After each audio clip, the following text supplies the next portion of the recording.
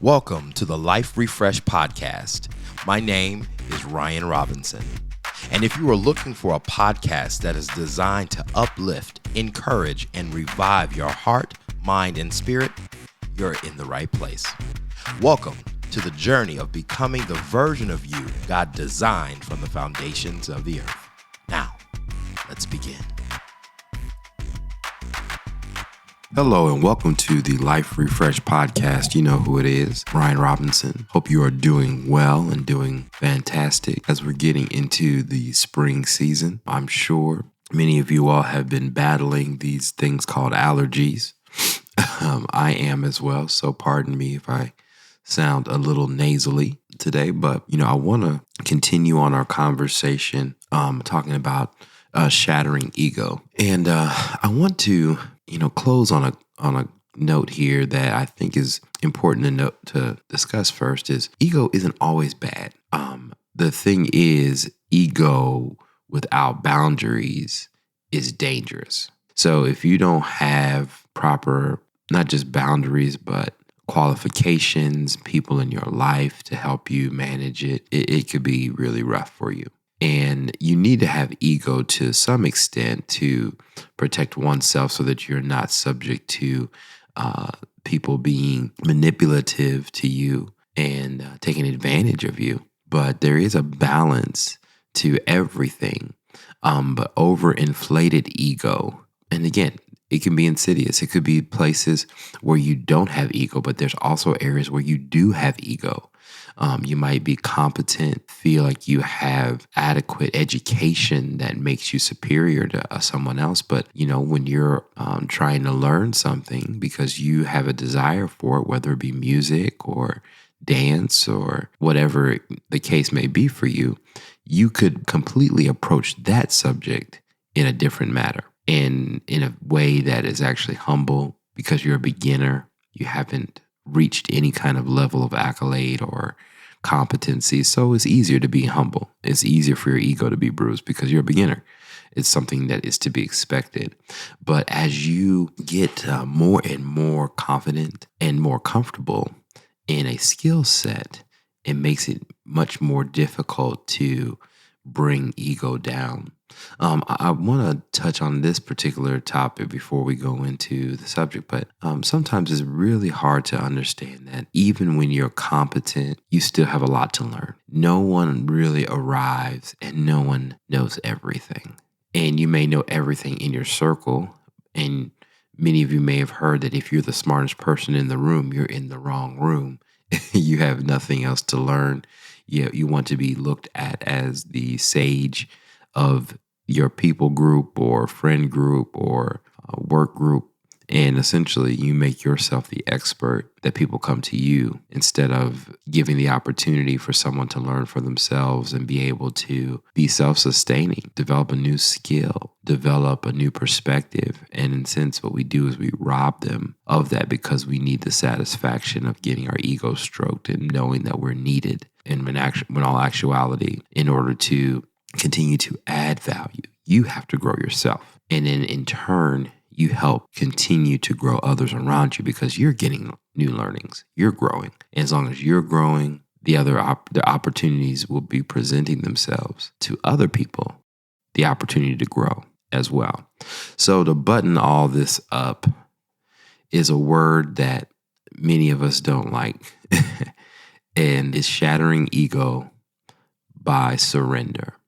I used to, years ago, loved watching WWF wrestling. I'm I was not like warrior, the ultimate warrior stage. I was close to the end, but I was in the age when Dwayne "The Rock" Johnson and Stone Cold Steve Austin and the Hardy Boys and all the people that are in the Hall of Fame of of wrestling are now where they were in their early portions of their career. And I loved watching Monday night wrestling and Thursday night wrestling. And it was something I always looked forward to because they had some terrible story, some terrible plot, going on. But at the end of the day, it was really, really intriguing. And there were, everyone had a finisher, had some kind of finishing move that was like when it happened, it's over. The Rock had the people's elbow and the rock bottom. Stone Cold Steve Austin had the Stone Cold Stunner. Triple H had the pedigree. But you know what? There were some other finishers that I hated because it took so long. It had no power.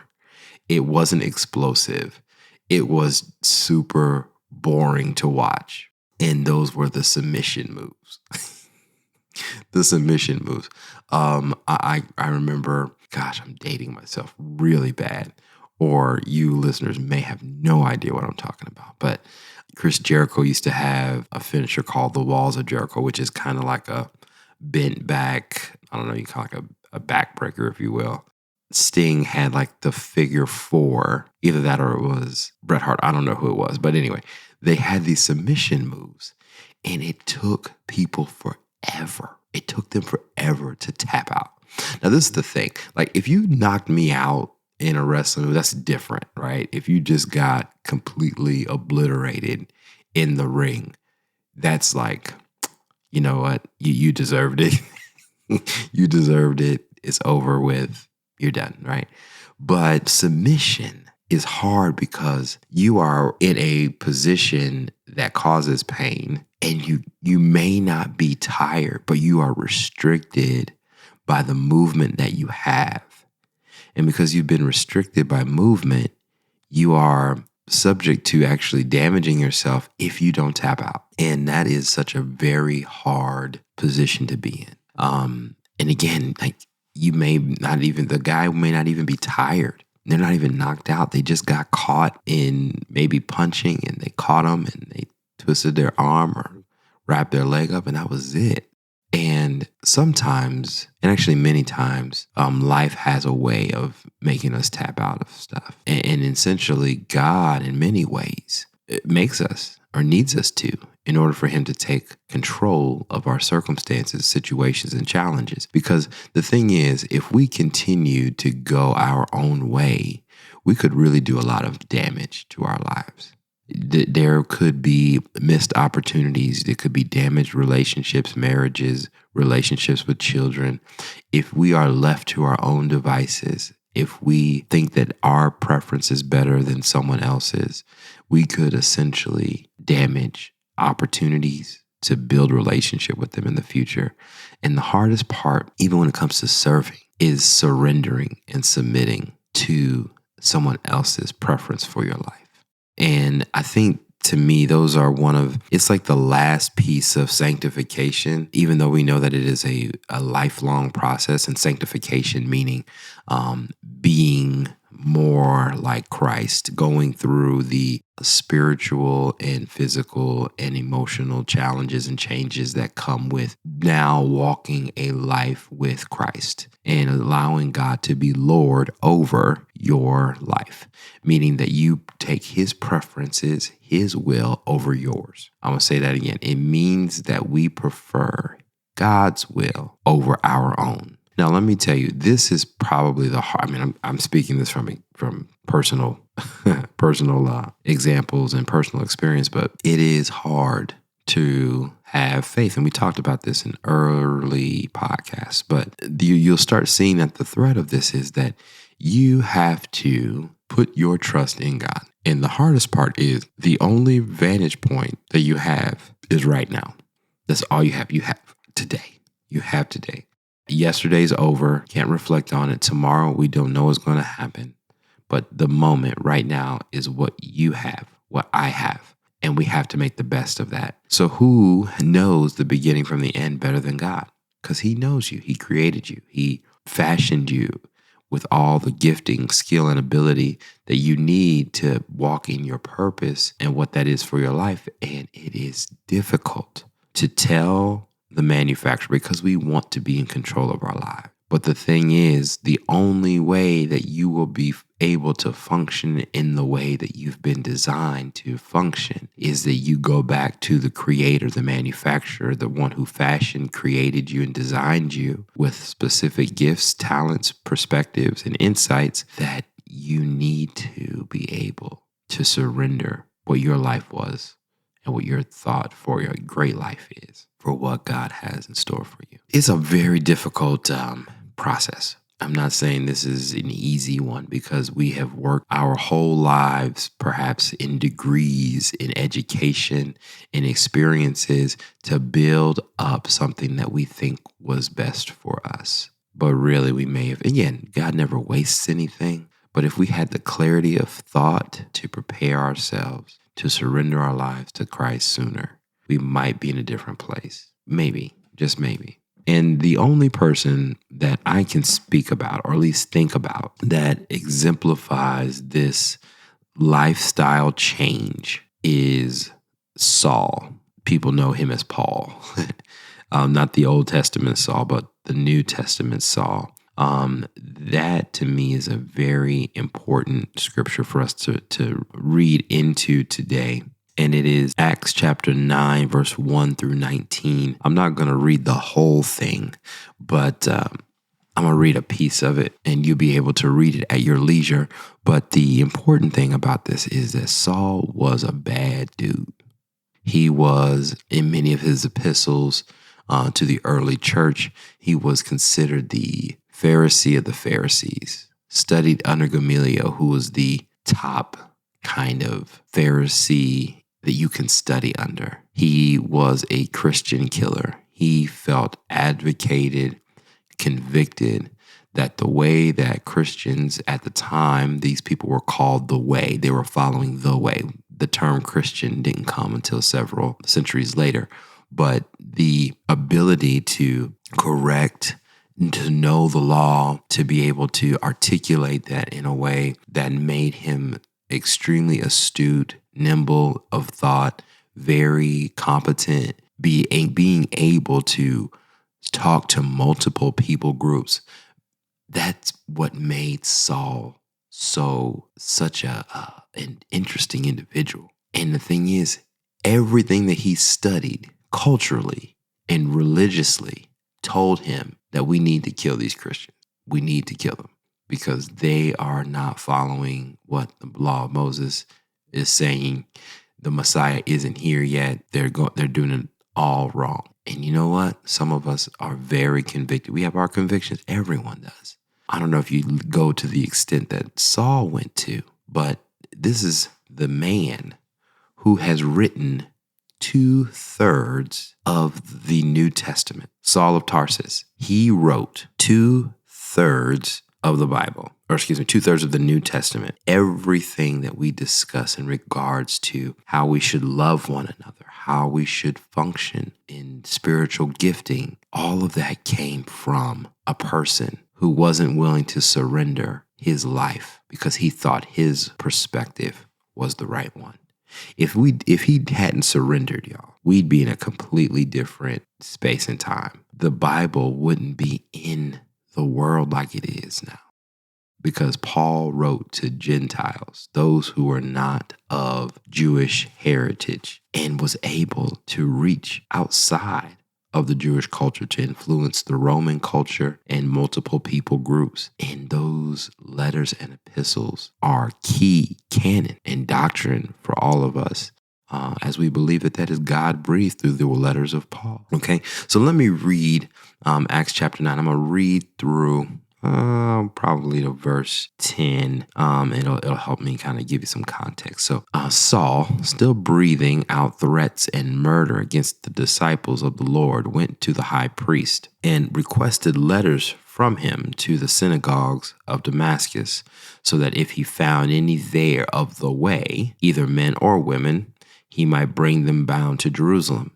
As he went, he drew near Damascus, and suddenly a light from heaven shone around him. He fell to the ground and heard a voice saying to him, Saul, Saul, why do you persecute me? He said, Who are you, Lord? He heard him.